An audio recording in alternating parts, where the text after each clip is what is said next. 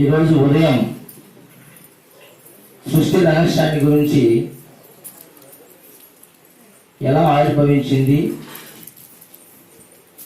బ్రహ్మం అంటే ఎవరు, ఆ బ్రహ్మం నందు ఈ సృష్టి ఎలా వచ్చింది అన్న విషయాలన్నీ క్షుణ్ణంగా మాట్లాడుకున్నాము. ఉదయం జరిగిన విచారణలో మీకు ఏమైనా సందేహాలు ఉంటే అడగచ్చు.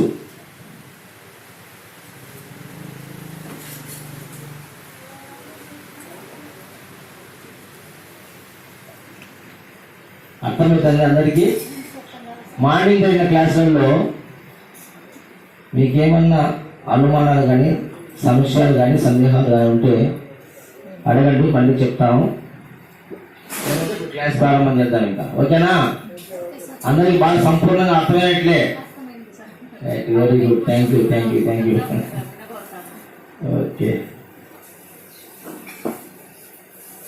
మీరు ముందు ఇవి సబ్జెక్ట్ అని, కాకపోతే మనం ఒక పద్ధతి ప్రకారము ఎక్స్ప్లెయిన్ చేస్తా వచ్చినాము.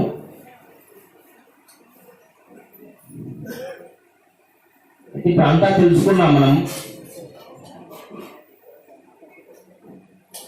దేవుడు ఎవరు, నేనెవరు, ఈ సృష్టి ఎలా వచ్చింది, భగవంతుడు ఎవరు అని తెలుసుకున్నాం.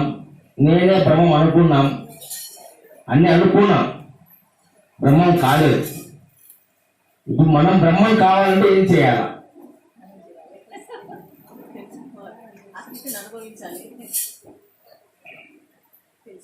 విశ్వమంతా బ్రహ్మం ఉంది, అందులో మనం కూడా బ్రహ్మమే. అంటే ఒక నీటిలో ఒక చెంబు గ్లాసులో వేస్తే ఆ చెంబుకు లోపల, బయట, కింద, పైన సర్వత్రా నీరు ఎలా ఉందో అలాగే విశ్వంలో ఉన్నటువంటి సర్వజీవులకు భగవంతుడు లోపల, బయట, కింద, పైన, ఇరుపక్కల అంతటా భగవంతుడే ఉండి ఉన్నాడు. అలాంటప్పుడు మనం కూడా భగవంతులమే అవుతాము. ఎందుకంటే మన నిందా కూడా అణువును నా భగవత్ స్వరూపమే ఉంది, వేరే వస్తువు లేదు. అఖిలమంతా ఈ బ్రహ్మం అఖిలం అని చెప్పినారు పెద్దలు. కాబట్టి బ్రహ్మస్వరూపం అంతటా ఉన్నది. సర్వం కలియుగం బ్రహ్మ అని ఇంకొక మాట చెప్పారు. సర్వం కలియుగం బ్రహ్మ అంటే విశ్వంలో ప్రతిదీ కూడా బ్రహ్మస్వరూపమే అని చెప్పినారు. ఆయనతో వాచ్యార్థంగా మనం తెలుసుకున్నాము. ఇంకా లక్ష్యార్థంగా ఆ బ్రహ్మం నేను కావాలంటే మనం ఏమి చేయాలి అనేది ముఖ్యంగా అనుభవ జ్ఞానం కావాలి. గురు సూచన ద్వారా, గురు మహత్యం ద్వారా, గురు బోధ ద్వారా మీ ప్రయత్నంతో మీరు పొందేదే బ్రహ్మం. బ్రహ్మం గురించి చెప్పారు, నేనెవరో చెప్పారు, దేవుడెవరో చెప్పారు. అయితే ఆ దేవుడు నేనని అనుకుంటున్నాము, కానీ అనుభవపూర్వకంగా మనం పొందాలా అంటే మనం ఏం చేయాలా అనే విషయమే మనం చెప్పుకుందాం. సాధన సంపత్తియుగల సాధపడక నరుడు ఘోర సంసారమునను బాధపడలేక తన పుణ్యోదయమున గురుని గాంచి వృతారాబాకిన్ శరణని మృత్యే మరి మారియూకిన్ బోధ చేయు మా పుణ్య పురుష మా బోంటాకు బోధ చేయు మయ్యా పురుష మా బోంట్లకు సాధింపదగు ముఖ్య సాధనాన్ని పల్కే గురుతారాబాకిన్ శరణని మృక్కే మరి మారియూకిన్. అంటే ఆ బ్రహ్మము నేననే మాట చెప్పడం కన్నా అనుభవపూర్వకంగా బ్రహ్మతత్వాన్ని అనుభవించడము ఎంతో గొప్పది. అది అంత సులువుగా రాదు. అనంతకోటి జన్మాని ఆత్మజ్ఞానం లభ్యతే, ఆత్మజ్ఞానం అనంతాన్ని లభ్యతే పూర్ణబోధిత అని పెద్దలు చెప్తారు. అనంత కోటి జన్మలు ఎత్తే గాని ఆత్మజ్ఞానం కలగదంట మనిషికి. అనంత కోటి జన్మలు ఎత్తే గాని ఆత్మజ్ఞానం, నేను ఆత్మను అని తెలుసుకోవడానికి అనంత కోటి జన్మలు ఎత్తాలంట. ఆత్మజ్ఞానం అనంతాన్ని, అలాంటి ఆత్మజ్ఞానం జన్మలు అనంతం ఎత్తితే గాని పరిపూర్ణ భావము మనకు అర్థం కాదు అని మనకు స్థితిలో చెప్తా ఉన్నారు. ఆత్మజ్ఞానం ముందు మనం పద్ధతి చెప్పినట్టుగా దేహము, శ్వాస, తర్వాత ఆత్మ కాడికి, బ్రహ్మం కాడికి కూడా ప్రయాణం చేశాము. అయితే అసలైనటువంటి ఆ పరిపూర్ణ తత్వాన్ని తెలుసుకోవాలంటే ఏం చేయాలని ఇలా జ్ఞానం తెలిసిన వాళ్ళందరూ కూడా ఒక శిష్యుడు గురువు దగ్గరికి వచ్చి అడుగుతున్నాడు. సాధన సంపత్తి గల సాధకుడు ఇప్పుడు సాధన చేసి తెలుసుకోవాలి, సాధన చేస్తే అనుభవం వస్తుంది, ఆ అనుభవంతో నేను భగవంతుడిని నీకు నిశ్చయం కలుగుతుంది అని శాస్త్రాలు చెప్తున్నాయి, ఎంతోమంది మహనీయులు చెప్తున్నారు. అయితే ఇది ఎలా అనేది సబ్జెక్ట్ ఇప్పుడు కొంచెం శ్రద్ధగా వినండి. ఎందుకంటే ఈ టైంలో నిద్ర వస్తుంది మీకు అందరికీ. నిద్ర రాకుండా ఉండాలంటే కొంచెం యాక్టివ్గా ఉండండి. ధ్యానం మళ్ళా చేద్దామా? కళ్ళు మూసుకుంటారు చాలా మంది.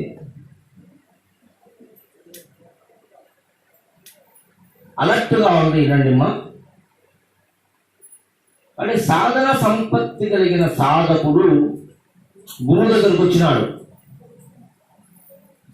నాకు ఆ పరిపూర్ణ తత్వాన్ని తెలుపయ్యా, దేవుడు ఎవరో తెలుపు, నేనెవరో తెలుపు అని వచ్చినాడు. సాధన సంపత్తి అంటే ఏంది? సాధన చేయాలా, సాధన చేయాలా, సాధన చేయాలా, రోజు చేయాలా సాధన అంటున్నాము. అసలు సాధన అంటే ఏంది?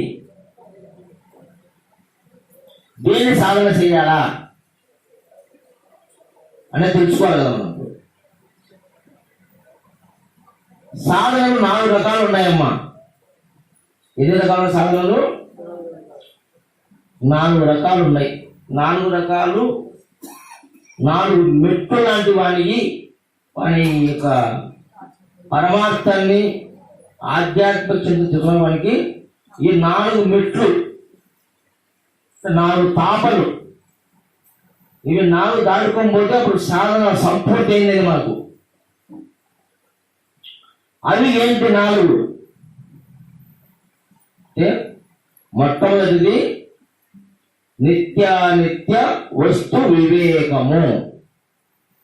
అంటే ఈ జగత్తులో నిత్యమైంది, అనిత్యమైంది అనేటువంటి విషయాన్ని తెలుసుకోవడమే మొట్టమొదటిది. ఇది మొట్టమొదటి మెట్టు. అది తెలుసుకుంటేనే తర్వాత మనం చేసే ప్రయాణం సులభంగా ఉంటుంది, మనకు దగ్గర అవుతుంది, దాన్ని మనం పొందగలుగుతాం. అంటే సత్యమే వచ్చి తెలుసుకోకుండా నువ్వు దేనికోసమని ప్రయత్నం చేస్తావు? మనం ఒక చోటు ఎందుకోసం పోతున్నాం, దేనికోసం పోతున్నాము అనేది మనకు తెలిస్తే కదా మనం పోయేది. ఆ లక్ష్యం ఉండాలి కదా. అప్పుడు సత్యం కోసం మనం పోతున్నాం. సత్యమేంది, అసత్యమేది తెలుసుకుంటే సత్యాన్ని నువ్వు తీసుకోగలుగుతావు. లేకపోతే అంత సత్యంగానే మనం రత్నాల కోసం పోతున్నాము. ఎన్నో రాళ్ళు ఉంటాయి, రత్నంలాగానే ఉంటాయి, కానీ రత్నం అని ఏదో తెలిస్తే మనకు ఇది రత్నం అని తీసుకోగలుగుతాం. దానే నిత్యానిత్య వస్తు వివేకము, సత్యాసత్యము అనేది. అప్పుడు నిత్యమైంది ఏంది విశ్వములో, అనిత్యమైంది ఏంది అని పరిశోధన మనం చేసినప్పుడు ఇంకా అవన్నీ తెలుసుకోవడం కన్నా మనకు పెద్ద చెప్పినారు ముందు చేసి. వాళ్ళంతా ఎదురాడు చెప్పినారు. మనం ఇప్పుడు మనకు కడుపులు వచ్చింది, డాక్టర్ ఉన్నాడు రెడీగా, పోతే మాత్ర రాయొచ్చు, తింటే పోతుంది. దానికోసం మనం అందరూ డాక్టర్స్ చదవాల్సిన అవసరం లేదు. అవసరం ఉందా? లేదు. అది 5 గంటలు చదవాలి. అంతవరకు కడుపులో ఉంటుందా? ఉంటుంది కదా. 1 గంట 2 గంటలు లేదంటే సగదినము కడుపు వస్తుంది, ఆటోమేటిక్ పోతుంది అది కూడా. కాబట్టి అలాగనే సత్యాసత్య అన్వేషణ చేయాలంటే మనం చేయాల్సిన అవసరం లేదు. మనం ముందు పెద్దలు చేసి మనకు చెప్పినారు ఇది సత్యమురా ఇది అసత్యమురా అని దాన్ని చూపించారు. అది ఏంటంటే బ్రహ్మ సత్యము జగత్తు మిథ్య అని చెప్తున్నారు మనకు.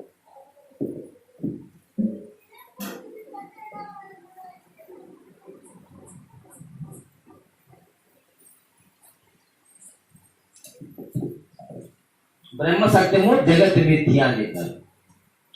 అంటే ఇందాక మనం చెప్పుకునే బ్రహ్మ హృదయం దానికి బ్రహ్మ విద్య అంతా అనుకూలంగా ఉంటుంది. వేరే కొత్తది ఏమి ఉండదు. కొత్తగా ఏం చెప్పుకున్నామో అవే మనకి ఇప్పుడు ఇక్కడ వస్తూ ఉంటాయి. బ్రహ్మం అని కొత్తది ఏం చెప్పుకున్నామంటే అది పుట్టేది కాదు, సత్యేది కాదు, నిత్యమైంది, సత్యమైంది. దాన్ని అక్షరం అని కూడా చెప్పినాం మనము.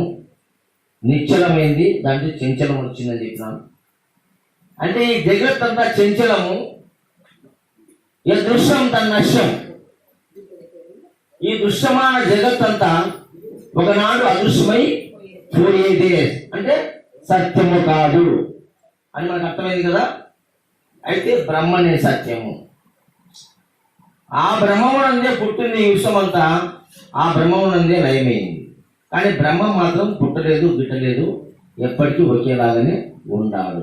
కాబట్టి ఆ బ్రహ్మ సత్యము, ఈ జగత్ అంతా మిథ్య. అంటే ఒక స్టెప్ ఎక్కినాం మనం అందరు ఎక్కడ ఆ స్టెప్. ఆ విషయం మీద అందరికి నమ్మకము, దృఢము, అనుభవం ఉంది కదా. కాబట్టి ఒక స్టెప్ ఎక్కినాం మనం.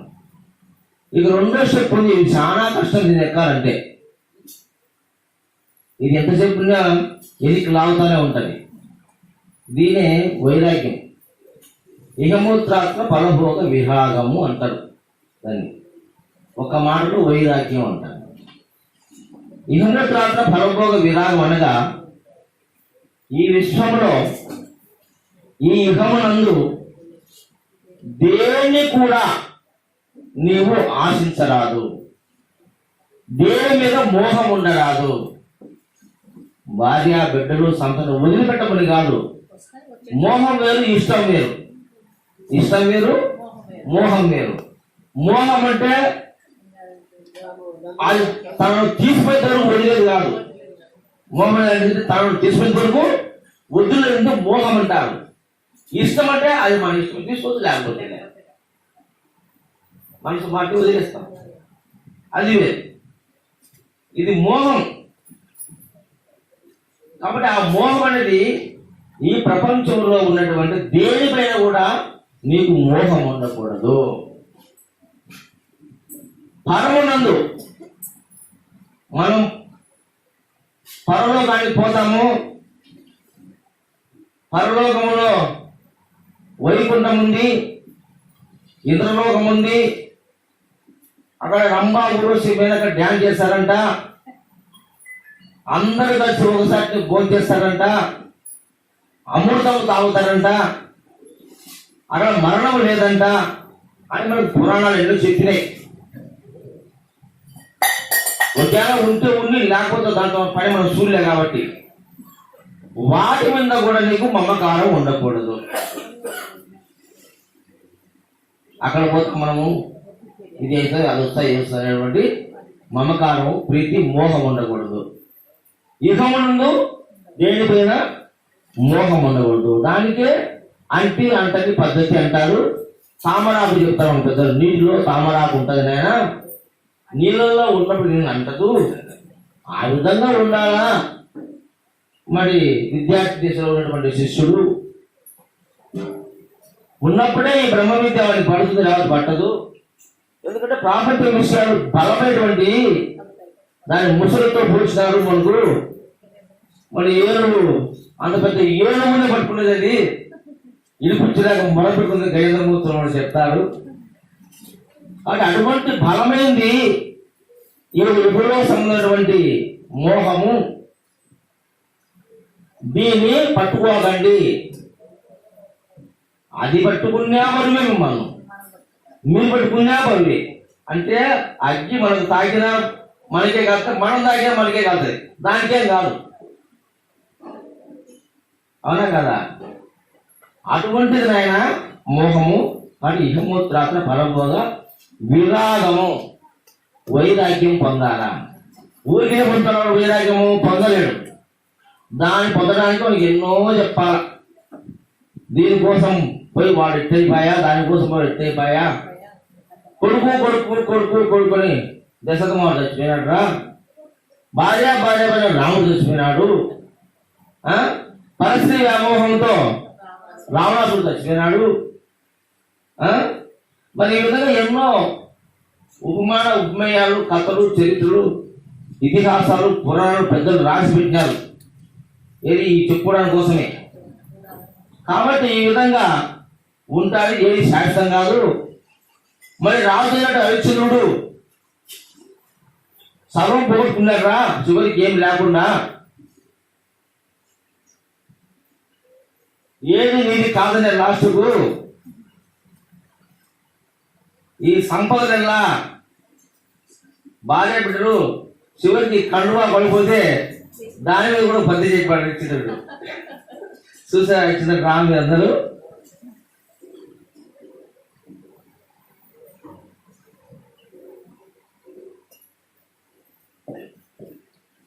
కాబట్టి ఇది ఏది శాశ్వతం కాదు.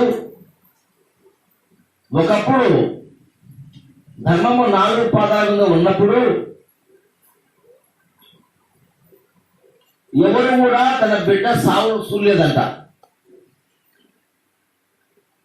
బిడ్డ మరణాన్ని ఎవరు చూసిండే, ఎందుకంటే పండు ముసిలినా చచ్చిపోతారు.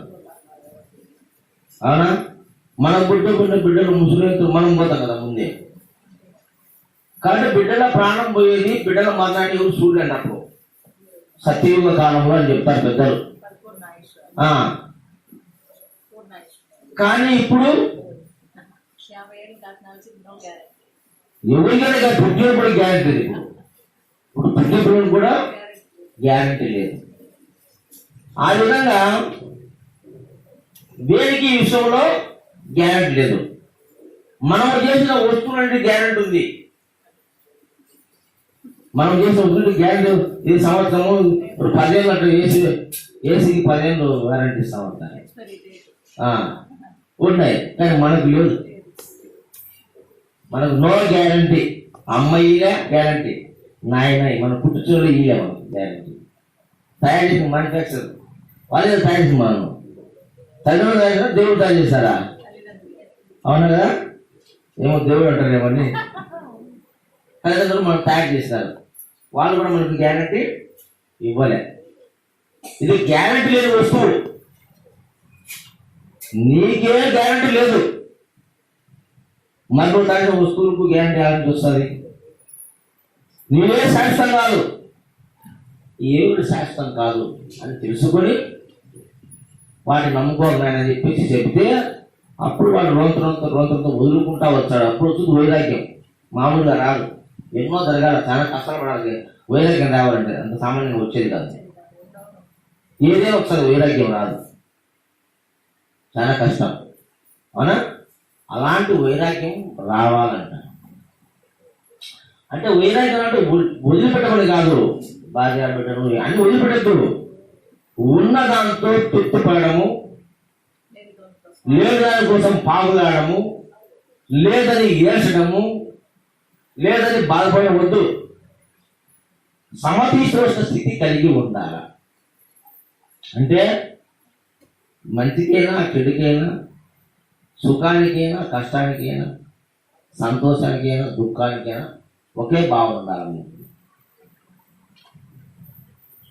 అది ఎవరుకుంటుంది ఆ భావన అంటే ఈ యొక్క వైరాగ్యంతో ఉన్నట్టు వాళ్ళే కాదు, పూర్ణ భావాన్ని పూర్తిగా అర్థం చేసుకునే వాళ్ళకి ఉంటుంది. వాళ్ళు ఎలా ఉంటారో కూడా తర్వాత చెప్పుకున్నాం. కానీ నిత్యానిత్య వస్తు వివేకము, ఇహమూత్రాత్మ పరభోగ విరాగము, ఈ రెండు మెట్లు. అవునా? అవి రెండు తెలిసే సగం బ్రహ్మవిద్య మనకు వచ్చినట్టే, సగం అర్హత మనం సంపాదించుకున్నట్లే. ఏమా? ఇక మూడవది ఉంది, అది చాలా కష్టమైంది. సమాధి షట్క సంపత్తి. సమాధి షట్క సంపత్తి. క్షమము, దమము, తితీక్ష, ఉపరతి, శ్రద్ధ, సమాధానం. ఇవి 4 ఉన్నాయి. ఈ 4 కూడా మనము తెలుసుకోవాలి, ఉండాలా, అనుభవంలోకి రావాలి, అనుభవపూర్వకంగా వాటిని అనుభవించాలి. శ్రమం అనగా ఏంది?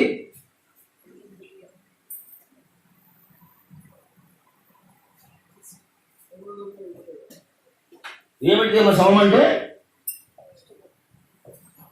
శ్రమము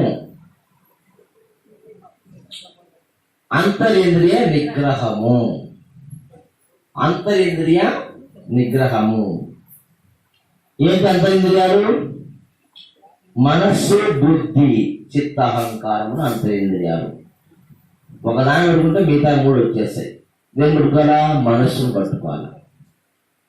దాన్ని నిగ్రహం చేసుకోవాలంటే శ్వాస మీద ధ్యాస పెట్టాలని పెద్దలు చెప్తున్నారు మనకు. ఎందుకంటే వాయు అంశమే మనస్సు. మనస్సు వాయు అంశం. తెలుసా మీకు ఆ విషయాలు? పంచకర్మలు వస్తాయి. మనస్సు వాయు యొక్క అంశం, బుద్ధి అగ్నితత్వం, చిత్తము జలతత్వం, అహము భూతత్వం. అట్లా మనస్సు వాయుత్వం కాబట్టి వాయుని పట్టుకుంటే మనస్సు నిలబడుతుంది అని చెప్తారు. కాబట్టి అంతకు నిగ్రహం కావాలా? దమములుగా బాహ్యేంద్రియ నిగ్రహములు అంటే మనకు 10 ఇంద్రియాలు, మిగతా 5 జ్ఞానేంద్రియాలు, కర్మేంద్రియాలు, వాటి నిగ్రహం కావాలా. తర్వాత మనకు ముముక్షత్వం 4వ మెట్టు. ఆ శ్రద్ధ ఉండాలా, సమాధానం ఉండాలా, తితీక్ష, ఉపరతి. తితీక్ష అంటే ఓర్పు, సహనం. ఉపరతి అనగా నిరంతరము దైవ సన్నిధిలో రమించాలి. భగవంతుడు ఆత్మనందు రమించాలి. ఎప్పుడు ఆత్మానుభూతిలోనే ఉండాలి మనం. దాన్ని తితీక్ష అంటారు. శ్రద్ధ అనగా నీ విషయానికి వచ్చినప్పుడు, నీ స్వగుణ విషయానికి వచ్చినప్పుడు చాలా శ్రద్ధగా నువ్వు వ్యవహరించాలి. చెప్పే ప్రతి మాట వినాలి, దాన్ని ఆచరణలో పెట్టాలి. మరి మాతృదేవోభవ, పితృదేవోభవ, ఆచార్య దేవోభవ, అది ఈ 4 చూసుకుంటే శ్రద్ధ ఉన్నట్టే. ఈ 4 దాంట్లో నువ్వు పాటిస్తే నువ్వు శ్రద్ధ ఉన్నట్టుగా ఏం చేయాల్సిన అవసరం లేదు. తల్లిని పూజించి, తండ్రిని పూజించి దైవంగా భావించి, మరి అతిథిని, గురువును దైవంగా భావించి సేవ చేస్తే అదే శ్రద్ధ. సమాధానం. సమాధానం అనగా ప్రతిదానికి చరిత్రలు కానీ, పురాణాలు కానీ, ఉపనిషత్తులు కానీ, వేదాలు కానీ ఏ మాట చెప్పినా ఆ మాటకు నీలో సమాధానం ఉండాలి. సమాధానం ఎత్తుక్కోవడమే సమాధానం. నీ దేహం ఎక్కడ బయట కాదు, నీ దేహం నువ్వు ఎత్తులాడుకో, అది సమాధానం. ఎత్తులాడుకొని నువ్వు సమాధాన పడాలి, దాని సమాధానం. 4 ముముక్షత్వం. ఇవి 4 బ్రహ్మ విద్యకు మొదటి సోపానాలు. అవునా? ఈ 4 మనకుంటే అప్పుడు మనము బ్రహ్మ విద్యకు అర్హతలుంటాము. ఇటువంటి 4 ఉన్నవాడే నిజదైవ తత్వాన్ని తెలుసుకోలేక గురువు దగ్గరకు వచ్చినాడు. సాధన సంపత్తి గల సాధకుడు ఒక నరుడు ఘోర సంసారమున బాధపడలేక తన పుణ్యోదయమున గురుని గాంచి గురు దగ్గరకు వచ్చి, స్వామి నాకు ఆ పరిపూర్ణ తత్వాన్ని తెలుపు, నిజదేవ తత్వాన్ని తెలుపు అని పాదాల దగ్గరికి వచ్చినాడు. ఇవి 4 దృష్టితో మాత్రాన మనము పూర్ణము కాలేము. పూర్ణత్వం రావాలి మనకు. పూర్ణత్వం అంటే పూర్ణ జ్ఞానం మనకు కలగాలి. అప్పుడు ఆ శిష్యునికి గురువు ఈ యొక్క పూర్ణ బోధను తెలుపుతాడు. ఈ సాధనలో మనకు అష్టాంగ యోగములు, పంచములు ఎన్నో ఉన్నాయి. కానీ ఇవన్నీ కూడా సాధన చేస్తే మరి కరెక్ట్గా మీరందరూ కొన్ని ఏళ్ళగా ధ్యానం చేస్తున్నారు. ఒక్కొక్కరి అనుభవం ఒక్కొక్క విధంగా ఉంటుంది. అందరి వాళ్ళు ఎందుకు లేవు ఒకే విధంగా అనుభవాలు చెప్పండి.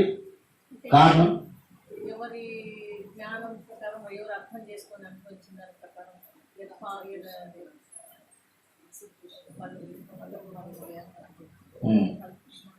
అంటే వాళ్ళ యొక్క కాన్సన్ట్రేషన్ బట్టి వాళ్ళు తెలుసుకుంటారు అనుకుంటున్నాం మనము. అయితే తెలియబడే వస్తువు పలు రకాలుగా ఉందా, ఒకటిగా ఉందా? తెలియబడే వస్తువు ఒకటే కదా. మీరు 10 నిమిషాలు చేయండి, 10 గంటలు చేయండి, 10 సంవత్సరాలు చేయండి ధ్యానం. మేము పొందేది ఏంటి? ఒకటే కదా, వస్తువు ఒకటే కదా.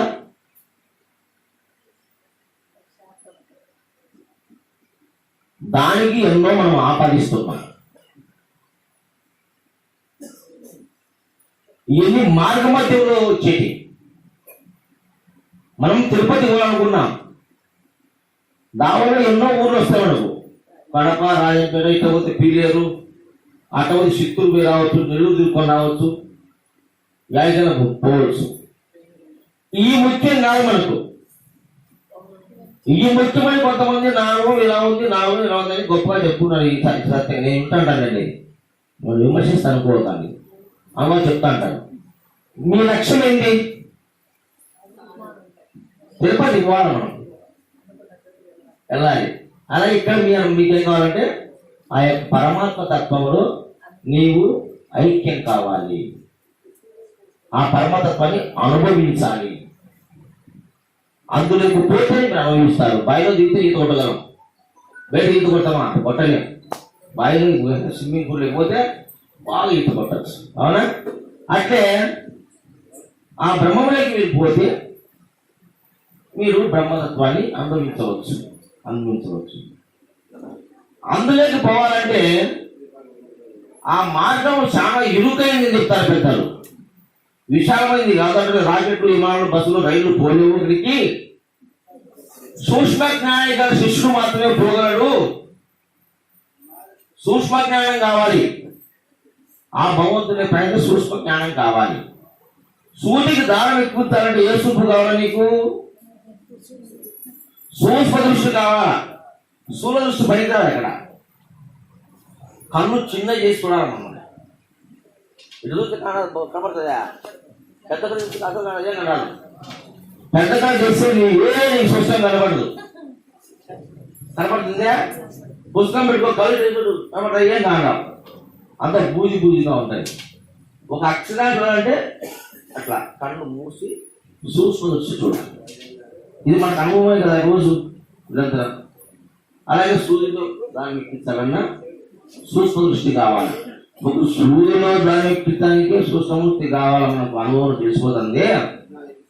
మరి ఆ పరమాత్మ తత్వాన్ని, ఆ భగవంతుడు తెలుసుకోవాలంటే సూక్ష్మ దృష్టి మనకు కావాలా లేదా?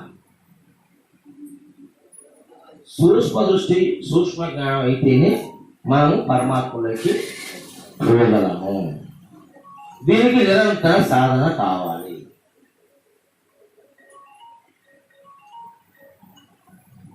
పెద్దలందరూ ఎన్నో రకాల ఎన్నో సిద్ధాంతాలు చెప్పినారమ్మా.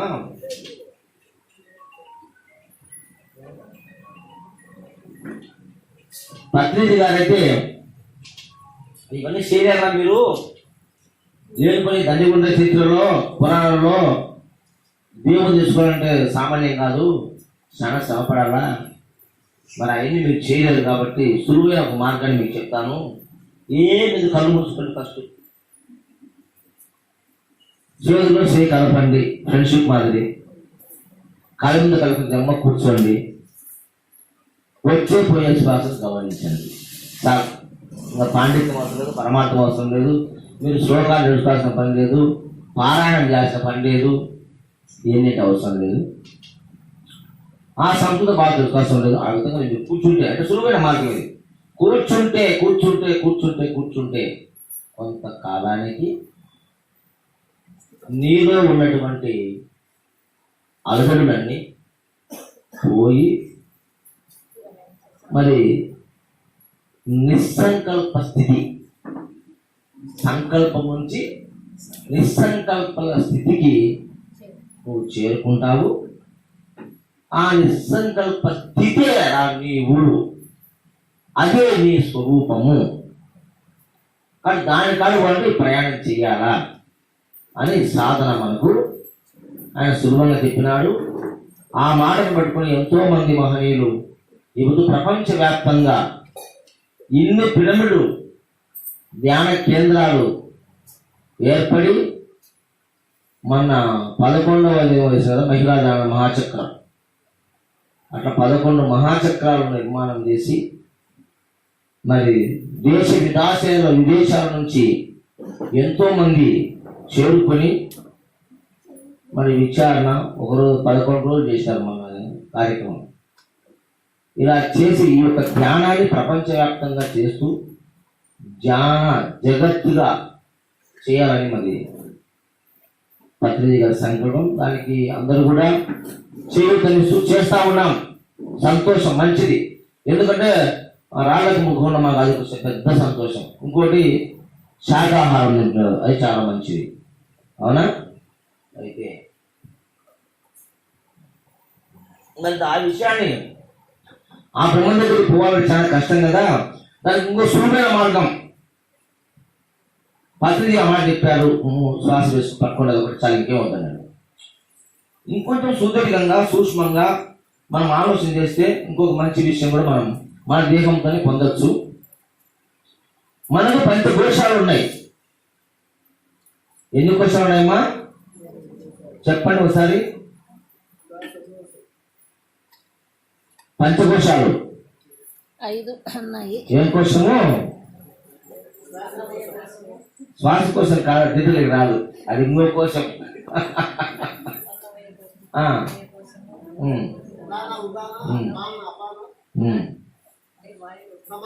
అన్నమయ కోశం, ప్రాణమయ కోశం, మనోమయ కోశం, విజ్ఞానమయ కోశం, ఆనందమయ కోశం. 5 పంచకోశాలు ఉన్నాయి. మొట్టమొదటిది అన్నమయ కోశం. అన్నమయ కోశం మనలో ఉంది. దాని మీదనే మిగతా 4 కోశాలు ఆధారపడి ఉన్నాయి. అన్నమయ కోశం ఫస్ట్ది, దాని మీదనే మిగతా 4 కోశాలు మనకు ఆధారపడి ఉన్నాయి.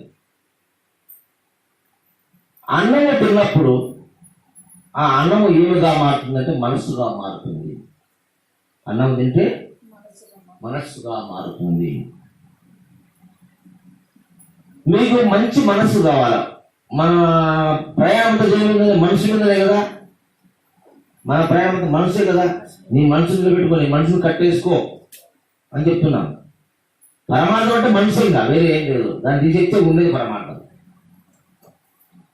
మనసు బాగుంటే ఏం చేయాలా? మంచి ఆహారం తీసుకోవాలి. అన్నమయం మనహ అని శృతివాక్యం ఉంది. అన్నమయం మనహ. నువ్వు ఏ అన్నం తింటే ఆ మనసు నీకు వస్తుంది. నీరు ప్రాణం. రెండోది నీరు ప్రాణం, మనోమయ కోశం.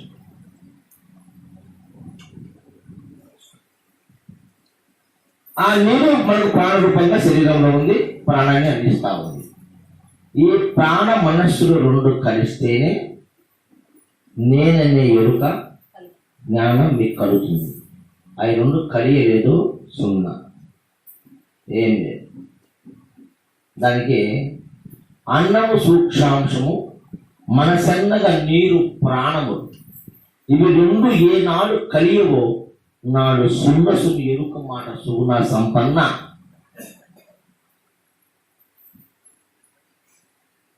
కలిసి ఉంటే ఇంత.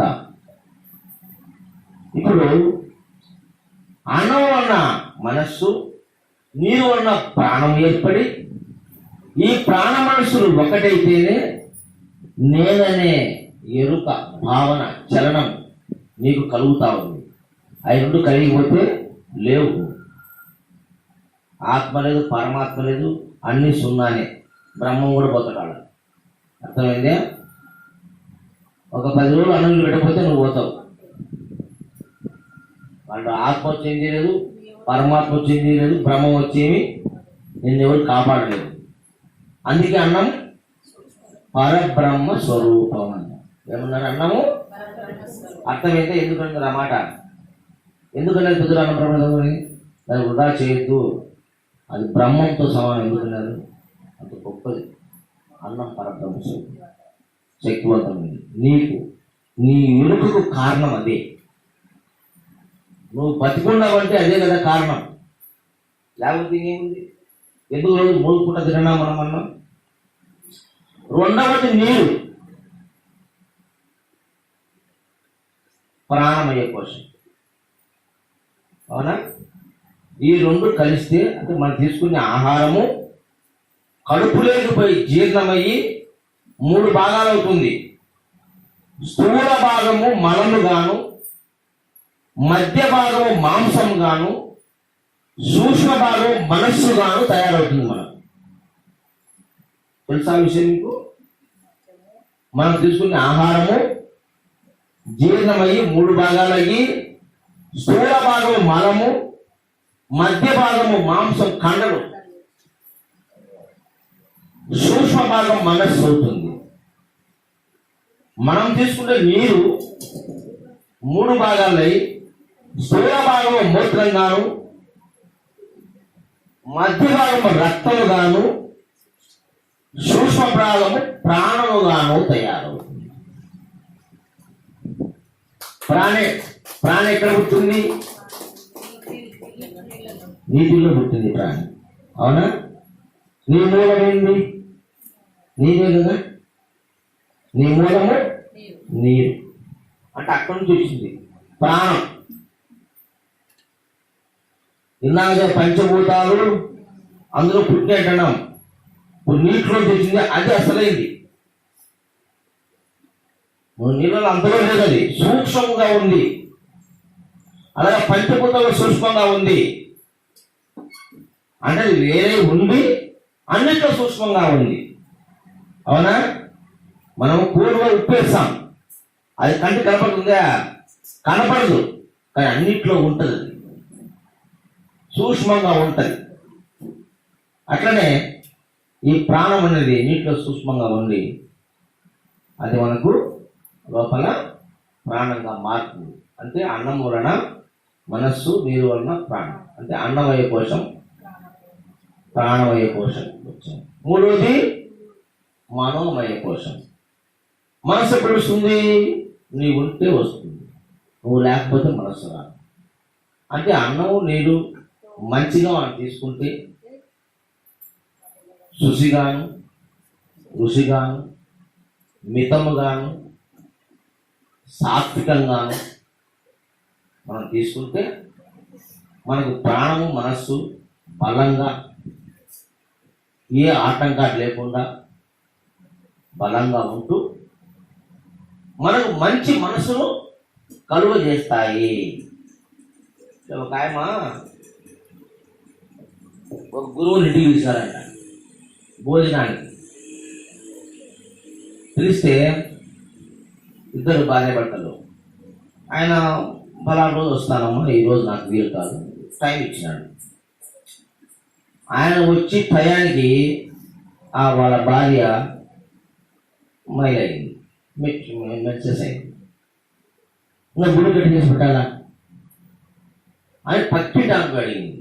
నేను మీ ఇంట్లో ఉంటాయి వద్దంతా, గురువు గారి కృష్ణ రావద్దంటే బాగుండదు, ఆయన రావడమే మాకు గొప్ప, మా ఇంట్లో నువ్వు వంట చేసి ఆయన కొట్టించండి, చేయండి అని స్నానం చేసుకోమని మడి కట్టుకొని పంపించింది. ఆమెకు దొంగ బుద్ధి నిందంట. ఆమె చేసే ప్రతి వస్తువులో కొంత దొంగలించిందంట. ఆ ఉద్దేశంతో వంట చేసింది, ఆ మనసులో వంట చేసింది. అదంతా పెట్టినారు, గురువు తినిపోయినారు. ఆయన ఈ 2 చెంబులు నీళ్ళు ఇచ్చారట గురువు.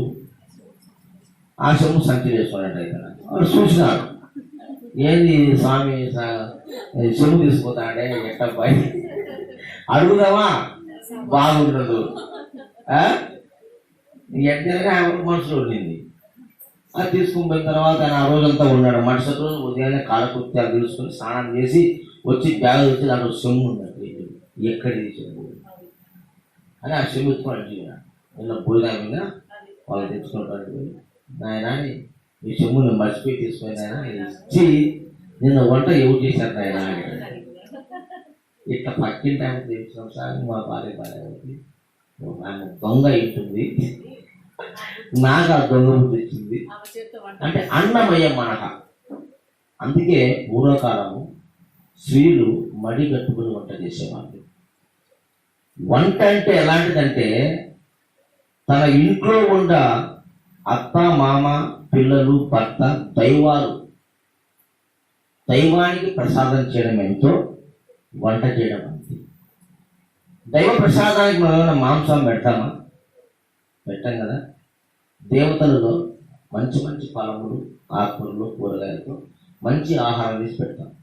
కాబట్టి స్త్రీ తన ఇంట్లో ఉన్న వాళ్ళందరూ దేవతలుగా భావించి తాను ఒక అన్నపూర్ణేశ్వరిగా భావించి శుభ్రంగా వంట చేసి పెడితే ఏ రోగము రాదు. మనం టీవీ చూస్తా, సినిమా పాటలు వింటా, పక్కింటాతో మాట్లాడతా, ఫోన్లలో గొడవలు పడతా వంట చేస్తాం. అది తింటే అట్టే. అందుకే అన్నమయ్య మనక. అంటే అన్నం అనేది పరబ్రహ్మ స్వరూపం. అన్నిటికన్నా ముఖ్యమైనది, ప్రాముఖ్యమైనది ఇవన్నీ మీ బోధలు కాదు ముఖ్యం.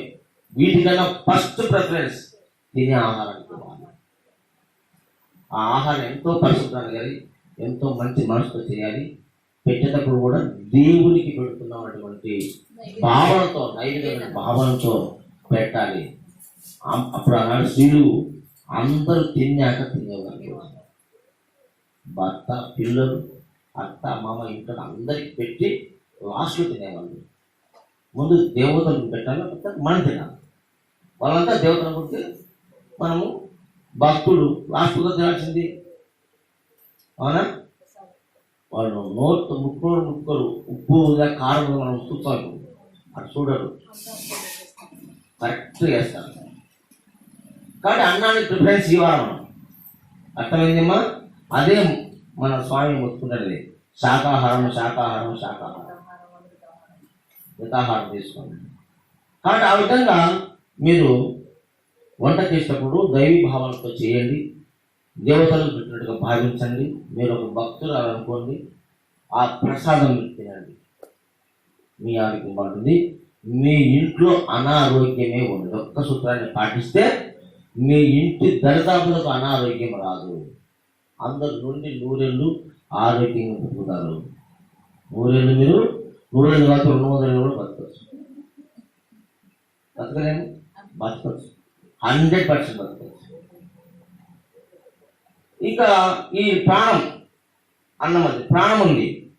ఈ ప్రాణమయ కోశంలో ఈ ఉచ్ఛ్వాస నిశ్వాసం ఉన్నాయి కదా. శ్వాసను తక్కువగా తీసుకుంటే అంత ఎక్కువ కాలం జీవించవచ్చు, ఆయుష్మాన్ పెరుగుతుంది. శ్వాసలు ఎక్కువ ఖర్చు పెడితే ఆయుష్ తగ్గుతుంది. కాబట్టి దీన్ని కూడా చూసుకొని వాడుకోవాలి. మీరు చూసుకొని వాడుకోవాలంటే ప్రాణాయామం చేయాలి. ప్రాణాయామం చేస్తే తగ్గుతాయి, దీర్ఘ శ్వాసలు తగ్గుతాయి. ఇప్పుడు పత్రిజీ శ్వాస మీద ధ్యానం చేయమన్నారు. వచ్చే పోయే గాలి ఎలా గమనిస్తున్నారు మీరు? అది చెప్పడు, మీరు చెప్పరు. మీరు చేస్తారు కాబట్టి అనుభవము ఏ విధంగా గమనిస్తారో చెప్పండి. ఒకసారి చెప్పండి మేడం, ఎట్లా గమనిస్తారు మీరు?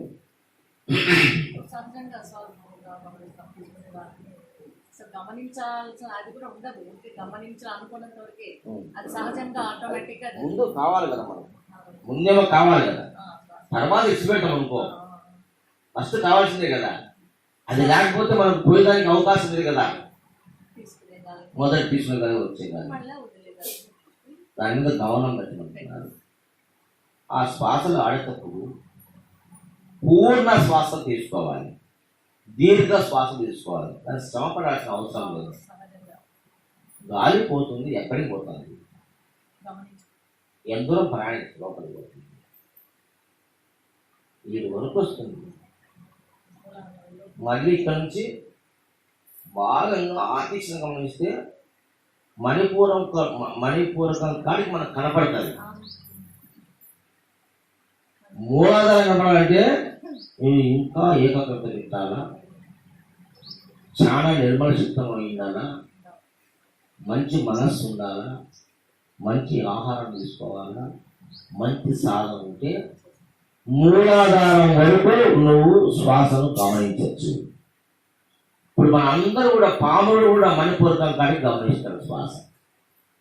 ఏ సాధన లేకుండా పీల్చే కానీ ఒకసారి ఆలోచించుకోండి, చూస్తే మణిపూరకం కాడికి పోతుంది. వచ్చాను స్వాధిష్టానము దాటుకొని మూలాధారానికి పోవాలంటే శ్వాసను ఇంకా దీర్ఘం చేయాలి, సన్నగా చేయాలి, లావు చేయకూడదు.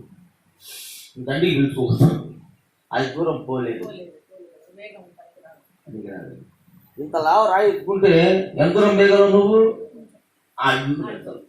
అది సన్నరాయి తీసుకో, నీ చేతిలో ఇండే రాయి తీసుకో, శక్తి కొద్ది 6 చుట్టాలు పోతాయి. కొత్తదా కదా? అట్లే సన్నని శ్వాస తీసుకోవాలి. చాలా దూరం ప్రయాణం చేస్తుంది, మూలాధారం పోతుంది. అటు పోయేదాన్ని మరి తిరిగి ఇటు బయటకు వచ్చిన తర్వాత ఎంత దూరం పోతుంది? 12 అంగుళాలు పోవాలి బయటికి. ఈ విధంగా ఆ శ్వాసను మీరు గమనిస్తూ వస్తే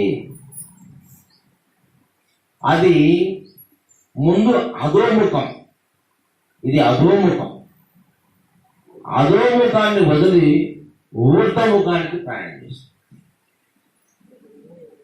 ఆటోమేటిక్గా మారుతుంది. అది మీరు చేయాలి, చెప్తే రాదు, అది సాధన చేయాలి. ఎప్పుడైతే ఊర్ధముఖం ప్రయాణం చేస్తుందో అప్పుడు జీవ లక్షణాలు పోతాయి. ఊర్ధముఖంలో ఉన్నంత వరకే నీకు అనుభవాలు వస్తాయి. ఏంటేంటో అక్కడ పోయినట్టు, ఇక్కడ పోయినట్టు, వాళ్ళతో మాట్లాడు, వీళ్ళతో మాట్లాడు, ఇవన్నీ అధోలోకమే. ఊర్ధముఖానికి పోతే ఏమీ ఉండదు, చెప్పడానికి ఏమీ ఉండదు. అనుభవముఖంగా మీరు పొందాలి.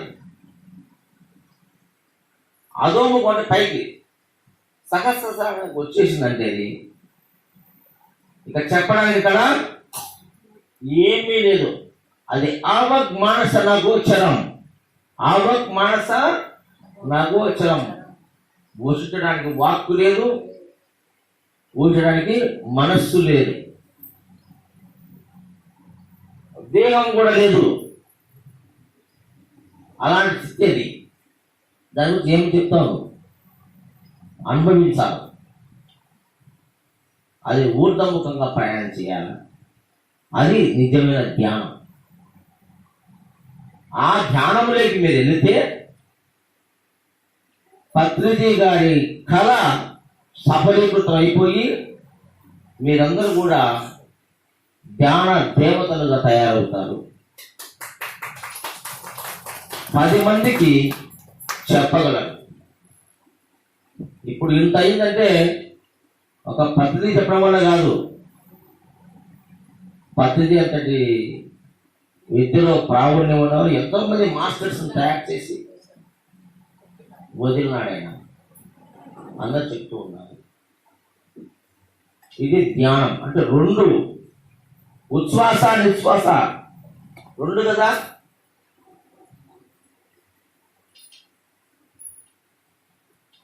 ఉచ్ఛ్వాస నిశ్వాసాలను మనము గమనించమంటున్నాం. నీవు గమనించే 2గా కనపడుతున్నాయి నీకు. అధోముఖం నుంచి ఊర్ధముఖాన్ని ప్రయాణం చేస్తూ ఉన్నది ఒక్కటే సుషుప్న. 2 లేవు, ఎడా పింగళ పోయినాయి. సుషుప్న ఒక్కటే మిగులుతుంది. అప్పుడు అంతర్ధ్యానం కలుగుతుంది. అది లో ప్రాణం, బీట శ్వాస మనకు అవసరం లేదు. ఎప్పుడు నువ్వు అక్కడికి వెళ్తే ఈ బీట శ్వాస వచ్చేది కూడా నీకు తెలియదు. నిజంగా అటువంటి సాధనలో ఉండే వ్యక్తికి ముందర ముక్కు కళను కారం పొడి పెట్టి కూడా వాడు తగ్గడు. ఎందుకంటే ఈ శ్వాస తీసుకొని చిత్రం వాడు లేడు. అంతర్ముఖం ప్రాణం ఒకటి ఉంది, అదే జరుగుతుంది పైకి కిందికి రన్ అవుతుంది. 3 గంటలు కాదు, 6 గంటలు కాదు, 36 గంటలు కూర్చోవచ్చు. ఆహారం ముడి లేకుండా కూర్చోవచ్చు. నీరసం రాదు, అనంతమైన శక్తి వస్తుంది. మనిషి అంటే మామూలు మనిషి కాదు, దైవం. ఈ దేహంలో అంత సంపద పెట్టినాడు భగవంతుడు. అంటున్న సంపద ఈ దేహంలో ఉంది. మరి అలాంటి ధ్యానానికి మీరు అందరూ అలవాటు పడాలా, ఆ అనుభూతి పొందాలా, అప్పుడు చెప్పాలి. అద్భుతం. అప్పుడు మీరు 100 సంవత్సరాలు కాదు, 200 సంవత్సరాలైనా జీవించడానికి అవకాశం ఉంది. అలాంటి ధ్యానం కాడికి తీసుకోవాలని మీకు మొదలు పెట్టినాడు ప్రతినిధి. ఈయన పట్టుకోండి ఫస్ట్ అని. మీకు మాస్టర్స్ ట్రైనింగ్ ఇటువంటి సపరేట్గా ఉన్నదా? ట్రైనింగ్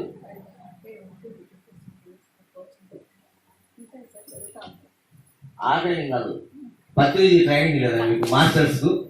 మాస్టర్స్ సపరేట్ క్లాస్ పెట్టాడా? అవునా, పెట్టడా? అదే మాస్టర్స్ సపరేట్ క్లాసెస్ ఉంటాయి. అప్పుడు వస్తాయి సబ్జెక్ట్ అంతా.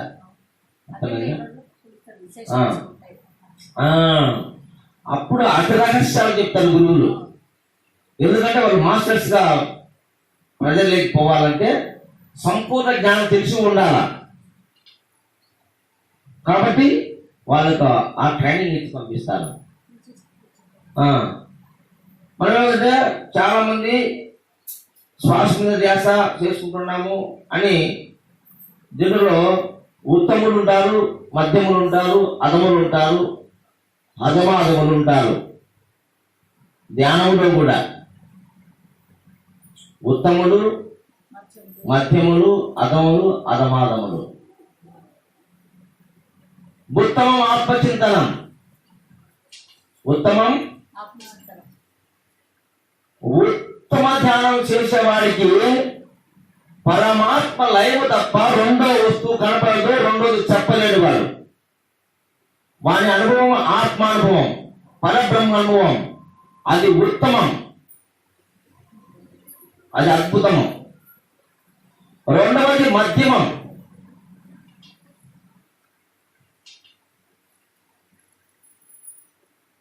శాస్త్రచింతనం అన్నాడు అక్కడ. మధ్యముడికి ఏమవుతుందంటే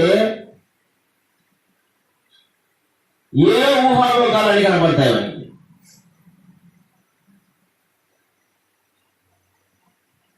పుస్తకాలు కనపడవచ్చు, దేవతలు కనపడవచ్చు, జ్ఞానులు కనపడవచ్చు. ఇది మధ్యమ ధ్యానం అంటాను. అధమ ధ్యానం ఉంది. అధమునికి క్షేత్రాలు కనపడతాయి ఎక్కువగా, సిద్ధులు కనపడతాయి, వింతలు కనపడతాయి, విశేషాలు కనపడతాయి. ఎప్పుడు చూస్తుంటారు మాయా జగత్తు కనపడుతుంది. అది అధమం, అది అధమ ధ్యానం అంటారు దాన్ని. తిట్టుగాకండి అనుభవాలు దాటుకోపోవడం దాన్ని. ఏమా అది అధమ ధ్యానం అంటారు. ఇక అధమావధమ ధ్యానం ఉంది. వానికి నదీ నదులు క్షేత్రాలు తప్ప ఏం కానరావు. కళ్ళు మూసుకుంటే హిమాలయాలకు పోయినట్టు, కాశీకి పోయినట్టు, కాశీ ఇస్మిసులు కనపడినట్టు, నదిలో మునిగినట్టు, సరస్సులో దేవతలతో కలిసి స్నానం చేసినట్టు. అధమాది అధముడు ధ్యానం అంటారు. మూర్ఖాతి మూర్ఖుని ధ్యానం అంటారు. మీరు లాస్ట్ మీరే లెక్కచారం చేసుకోండి, మీరే ఆలోచన చేసుకోండి, మీరే అనుభవించుకోండి. మనం ఉత్తములమా, మధ్యములమా, అధములమా, అధమాధములమా? కరెక్ట్ కదా చెప్పేది? రూట్లో ఉంది కదా, జాగ్రత్తగా వినాలా. మనం తెలిసింది ఇంత, తెలుసుకోవాలి. తెలుసుకోవాల్సింది ఎంతో ఉంది మనకు. అనంతం. బ్రహ్మ విద్యకు అంతము లేదు, అనంతం ఇది. ఎందరో మహనీయులు ఎన్నో మాటలు చెప్తారు, అన్నీ మనకు ఉపయోగం. కాబట్టి ఆ యొక్క ధ్యాన పద్ధతి ఈ విధంగా ఉంటుంది. మరి అన్నమయం నుంచి ప్రాణమయం, ప్రాణమయం నుంచి మనోమయము, ఆ మనోమయ స్థితిలో చేసేదే ధ్యానం. మనోమయ స్థితిలో చేసేదే ధ్యానం. మనోమయం అయిపోయినాక విజ్ఞానమయం వస్తుంది. ఆ విజ్ఞానమయంలోకి ఎంటర్ కావాలంటే ఈ ధ్యానం అనే నౌకలో కూర్చొని మనం జ్ఞానస్వరూపమైనటువంటి ఆ పరమాత్మ తత్వంలోకి ఎంటర్ అయితే అప్పుడు ఆనందమయ కోశం. అందులోకి పోతే మొత్తం ఆనందమే. అప్పుడు నీవు దైవానుభూతిని పొంది దేవుడవుడు పోయే స్థితే ఆనందం. అర్థమైందమ్మా? ఈ పంచకోశముల ఆధారంతో శ్రద్ధగా పెట్టుకోండి. పంచకోశం అంటే శుద్ధమైన ఆహారం తీసుకోవాలి, మంచిగా నీరు త్రాగాలి, మంచిగా ధ్యానం చేయాలి. అప్పుడే నీకు మంచిగా జ్ఞానం కలుగుతుంది. మంచిగా జ్ఞానం కలిగితే నీవు ఆనంద స్వరూపుడు కాగలుగుతావు. ఒకటి కనెక్షన్. అర్థమైందా? అటువంటి ఆనంద స్థితి పొందిన వాడు ఎలా ఉంటాడు అని చెప్తే ఒక మాటలో చెప్తా వినండి.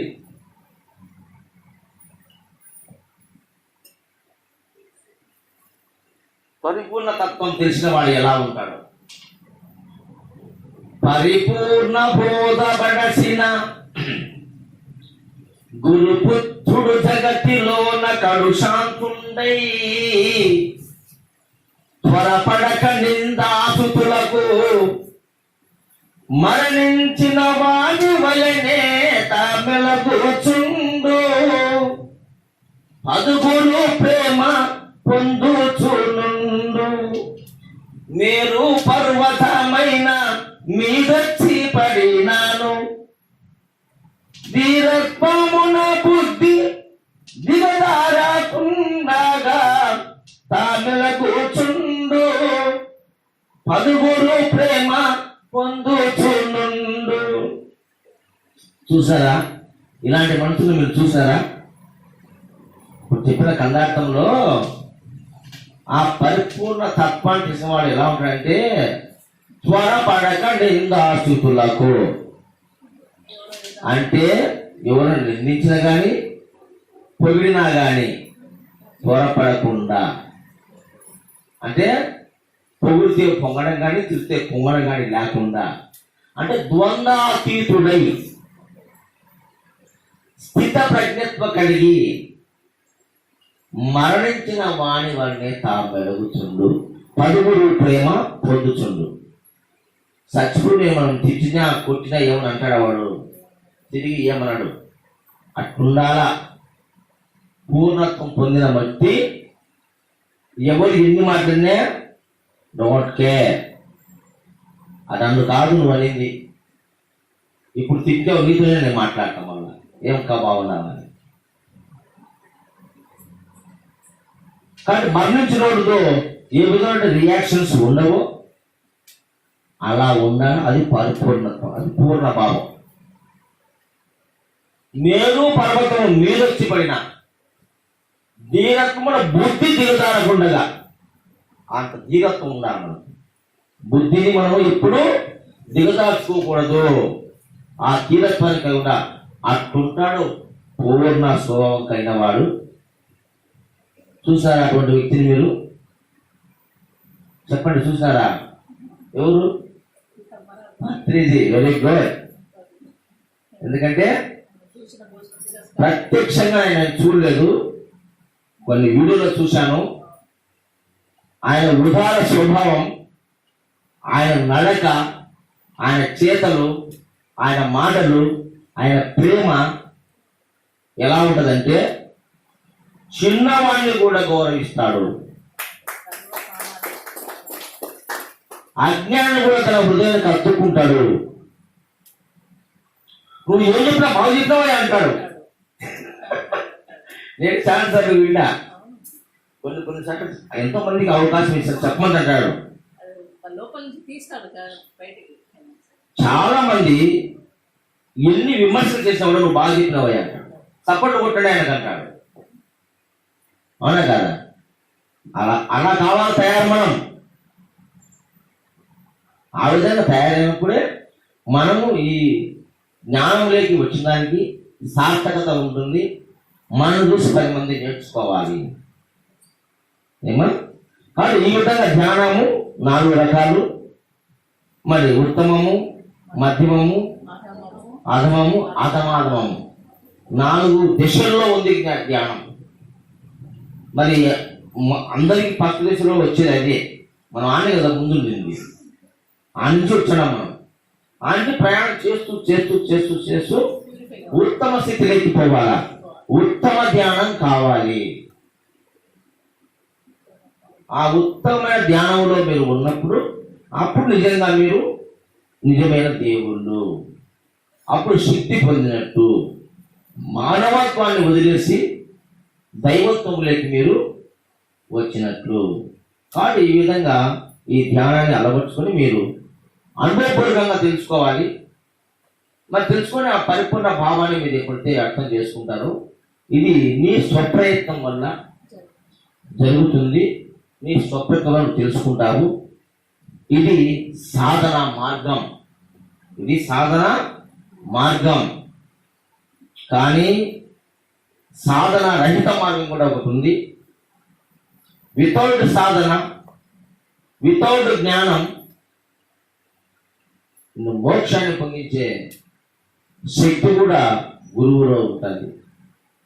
అటువంటి వాళ్ళు నిరంతరమును గురువును పూజించడము, గురువును సేవించడము, గురు భావనలో గురు సేవలో ఉంటే, ఆ గురువు దగ్గరగా ఉంటే మిమ్మల్ని మార్చే శక్తి గురువుకు ఉంది. గురువుకి ఎన్ని రకాల శక్తులు ఉన్నాయంటే శత్రుల మీద శక్తులు ఉన్నాయి గురువుకు. ఎన్ని? 4 రకాల శక్తులు గురువుకు ఉంటాయి. బయటికి కనపడవై, పొందిన వాళ్ళకి అర్థమవుతుంది, అందరికి అర్థం కాదు. ఎవరైతే పొందింటారో వాళ్ళకి అర్థమవుతుంది. మొట్టమొదటి శక్తి స్పర్శ, స్పర్శ శక్తి. ఉపమానం అంటే ఒక కోడి ఉంది, కోడి గుడ్లు పెడుతుంది. కోడి పక్కన ఎన్ని రోజులు ఉన్నా అవి ఎట్టే ఉంటాయి, పిల్లలు కావు. టైం అయిపోతే మురిగిపోతాయి. దానికి ఇంత కాల పరిమాణం ఉంటుంది. ఆ కాలం లోపల దాని కింద పెడితేనే, ఆ కోడి స్పర్శ తగిలితేనే తన ప్రతిరూపం లోపలికి పోతుంది. అవునా కదా? గుడ్డులో ఏముంటుందమ్మా? నీరే, తెల్ల నీరు, పచ్చని నీరు ఉంటుంది. పిల్లలు గుడ్డులో లేదు. ఎట్టొచ్చింది? రోజు కొట్టుకొని ఆమ్లెట్ తింటారు. ఎట్లొచ్చింది లోపల కోడి? ఎట్లొచ్చింది అంటే ఆ కోడి స్పర్శ వల్ల తన రూపాన్ని లోపలికి తెచ్చింది. అవునా కాదు? కేవలం స్పర్శ ద్వారా తన రూపంలో. అలాగే గురు స్పర్శ మన మీద ఉంటే మనం గురువు అంతటి వాళ్ళం అవుతాం. అది శక్తి, గురు శక్తి. ఆశీర్వాదించడు గురువులు మస్తకం మీద హస్తం పెడతారు, తల మీద చెయ్యి ఎందుకు పెట్టారు? ఆ దివ్య శక్తి, ఆ స్పర్శ, ఆ శక్తి వల్ల తన శక్తినంతా శిష్యునికి దారిపోస్తాడు గురువు. కోడి ఎట్లయితే తన రూపాన్ని మొత్తము కోడిలో తీపిచ్చింది, రంధ్రం లేకుండా. అవునా? అట్లా స్పర్శ అదొక శక్తి గురువుకు. రెండోది దృష్టి, చూపు ద్వారా. చూపు ద్వారా మనకు ఈ తాబేలు కాదు, చేపలు నీటిలో గుడ్లు పెట్టి ఇట్లా ఒక తీగలాగా పెట్టాయి గుడ్లు.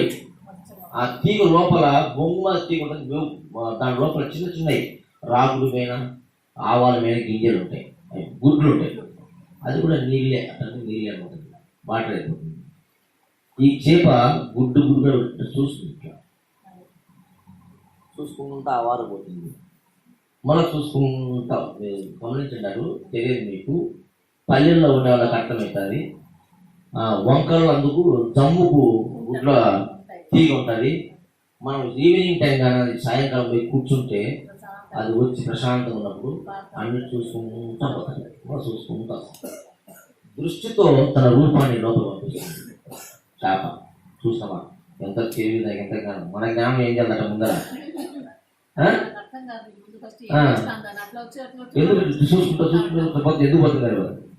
ఆ దృష్టితో తన రూపాన్ని పంపిస్తుంది. అట్లా గురు దృష్టి మన భయపడితే ఆయన శక్తి మనకు వస్తుంది. రెండోది. మూడవది, కందిరీగా శిలలోకి పోయి ఒక పచ్చ పురుగు ఉంటుంది చూడండి. మనకు ఆకుకూరలో మన ఇంటికి వచ్చాడది, ఆకుకూరలలో ఆ పురుగు నువ్వు తోకతో కొట్టాలి, అది మొబ్బొచ్చి పడిపోతుంది. దాన్ని తీసుకొని వచ్చి ఎదురు బొంగులో పెట్టాలి. అప్పుడు కొట్టాలి కదా, ఎదురు బొంగులో పెట్టి మట్టితో బాగా గట్టిగా సిమెంట్ వేసేటట్టు చేస్తారు. చిన్న రంధ్రం ఉంటుంది. ఆడిపోయి ఓంకారాలు అని తిరుగుతుంటది. చూసారా మీరు? ఇప్పుడు కొన్ని ఇళ్లలో కూడా చెక్క ఉంటే దాన్ని పెట్టి తిరుగుతుంటారు, దాన్ని తిరుగుతుంటది, అరుస్తూ ఉంటది.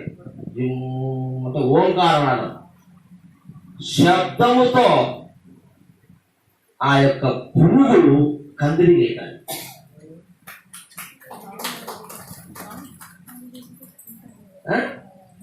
దాని కనుక పగలగొట్టే కందిరి ఉంటుంది. అది పురుగు, పచ్చ పురుగు. మనలో గడ్డిలో పచ్చ ఇట్లా అది ముందు కాలం కలిపి వెనక పెట్టి అట్లా పోతుంటది. అది దాన్ని తీసుకొచ్చి లోపల పెట్టేది. కందిరిగా గుడ్డు పెడుతూ పిల్లలు లేకపోతే వేరే జాతి దాన్ని తెచ్చి పెట్టి తన రూపంగా ఎంత శక్తి ఉంది దానికి, మనకుంది ఆ శక్తి. బ్రహ్మకీటక న్యాయం అంటారు దీన్ని.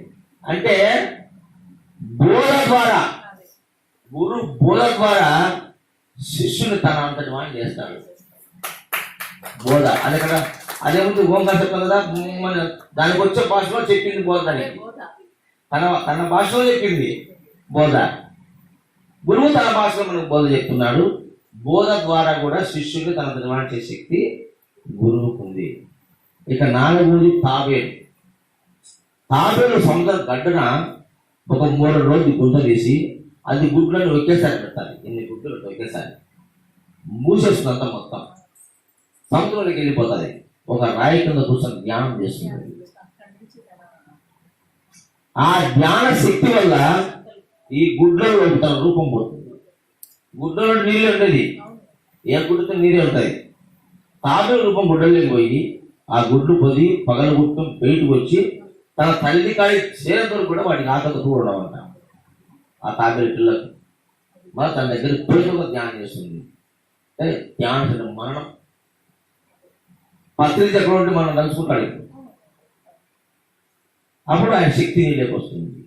పలానా పొద్దుటూరులో పలానా పలానా ఆ సమయంలో ఈరోజు ఆదివారం కార్యక్రమం జరుగుతుందేమో, తన మనసులో అంతా వస్తుంది మనసుతో. అలాగే అందుకే శిష్యుడు గురు హృదయంలో స్థానం సంపాదించుకోవాలి. గురు హృదయంలో శిష్యుడు స్థానం సంపాదించుకొని తన హృదయంలో గురువు నిలుపుకోవాలి. తన హృదయంలో గురువు నిలుపుకుంటే అప్పుడు ఆ కనెక్షన్ ఉంటుంది. అది మానసిక కనెక్షన్.